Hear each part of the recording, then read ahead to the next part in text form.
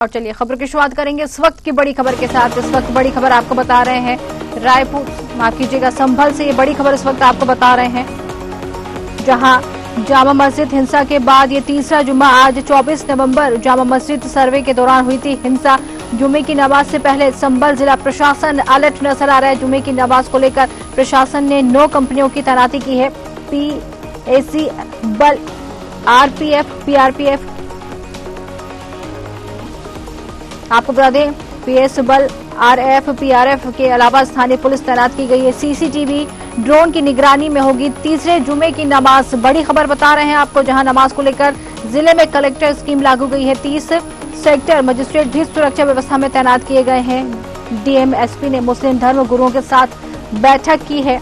जुमे की नमाज को शांतिपूर्वक करने की अपील की है। डीआईजी ने डीएम एसपी के साथ किया पैदल गश्त। बड़ी खबर इस वक्त आपको बता रहे हैं संभल से, जहां जामा मस्जिद हिंसा के बाद ये तीसरा जुम्मा है। आज आपको बता दें 24 नवंबर को जामा मस्जिद सर्वे के दौरान यहाँ पर हिंसा हुई थी। जुम्मे की नमाज से पहले संभल जिला प्रशासन पूरी तरह से अलर्ट नजर आ रहा है। जुम्मे की नमाज को लेकर प्रशासन ने 9 कंपनियां तैनात की हैं।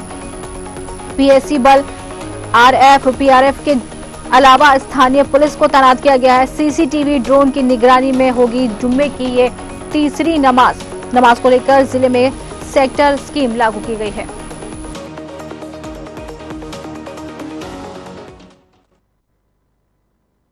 आरआरएफ और डीएम और एसपी संभल के साथ पूरी कस्बा का पैदल गश्त और फ्लैग मार्च कराया हम लोगों ने।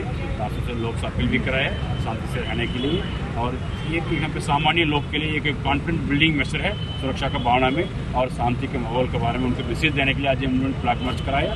और इसके साथ एसपी और डीएम ने आज एक पीस कमेटी मीटिंग कराया। उसमें नया पीस कमेटी में कई नया मेंबर्स का ऐड किया है उन्होंने, एक्टिव मेंबर्स का, जो लोग के माध्यम से प्रभावित करने के उन लोग के साथ मीटिंग उन्होंने कराया और सबसे अपील भी कराया जो पीस कमेटी मेंबर के माध्यम से।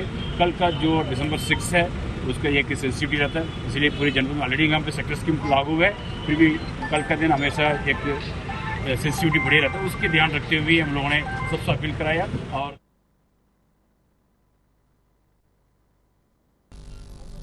तो ये बड़ी खबर आपको बता रहे हैं, जहां जामा मस्जिद हिंसा के बाद तीसरा जुम्मा है आज। और इसी पर ज्यादा जानकारी लेंगे, हमारे साथ संवाददाता रामपाल जुड़ गए। रामपाल, जिस तरीके से यहाँ संभल में हिंसा देखने को मिली थी, उसके बाद अब यहाँ पर मस्जिद आज जो है जुम्मा है उसकी मस्जिद अब नमाज की जाएगी, क्या अपडेट क्या है इस पर खास?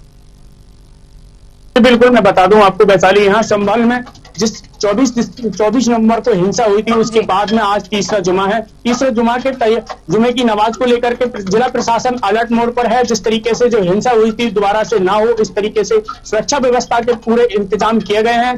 सीसीटीवी और ड्रोन के माध्यम से यहाँ कड़ी व्यवस्था की भी निगरानी की जा रही है। सेक्टर मजिस्ट्रेट भी तैनात किए गए हैं। यहाँ 30 से करीब सेक्टर मजिस्ट्रेट तैनात किए गए हैं, जहाँ और काफी इंतजाम चप्पे चप्पे पर पुलिस बल तैनात किया है। 9 कंपनियां पीएसी बल, आरएएफ और आरआरएफ के अलावा स्थानीय पुलिस भी यहाँ पर तैनात की गई है।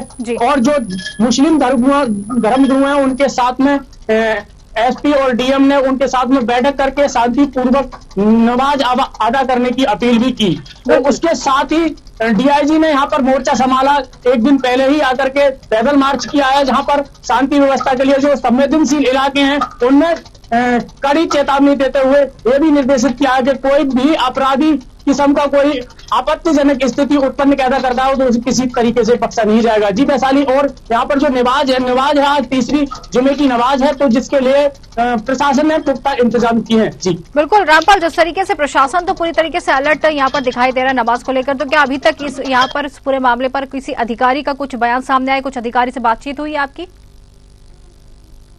बता दूं वैशाली, अभी तक कल जो डीआईजी ने मुआयना किया है उसके बाद में तो डीआईजी का बयान बेशक आया है। डीआईजी ने साफ तौर पर कहा है कि जिस तरीके से शांतिपूर्ण मतलब जो मुस्लिम धर्मगुरु है उनके साथ में बैठक की है। डीएम एसपी के सख्त निर्देश भी किया है कि जिस तरीके से जो हिंसा हुई है दोबारा ना दोहराई जाए। उसके बाद में जो संवेदनशील इलाके हैं उनमें पैदल मार्च किया था एसपीडीएम के साथ, और जो आरआरएफ और आरएएफ और पीएसी बल इस समय उस वक्त मौजूद था। इस समय जो उस कड़ी सुरक्षा व्यवस्था के इंतजाम किए गए हैं। उसके बाद में जो मुस्लिम धर्म हुए उनसे अपील भी की है डीआईजी ने और एसपी ने और डीएम ने कि जो ज्यादा से ज्यादा संख्या में मस्जिद में लोग ना पहुंचे, जहां पर जिनकी जो मस्जिदें हैं उन पर ही नमाज अदा करें और कम संख्या में इस विवादित मस्जिद में पहुंचे। जी बिल्कुल, जिस तरीके से यहाँ पर अपील तो की गई है, साथ ही लेकिन अगर जानकारी चाहे तो फिलहाल वहाँ का जो माहौल है कैसा दिखाई दे रहा है? प्रशासन तो अलर्ट है, भारी पुलिस बल भी तैनात की गई है, फिलहाल का वहाँ पर माहौल क्या दिखाई दे रहा है?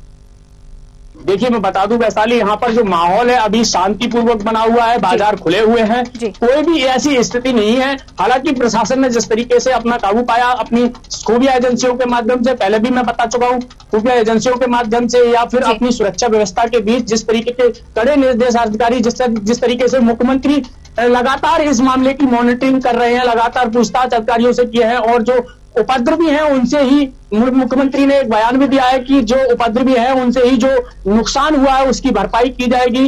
कोई भी जो उपद्रवी था वो अपराधी था वो बख्शा नहीं जाएगा।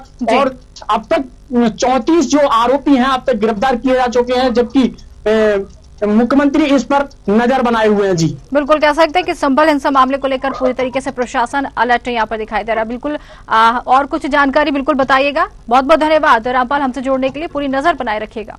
बहुत बहुत धन्यवाद।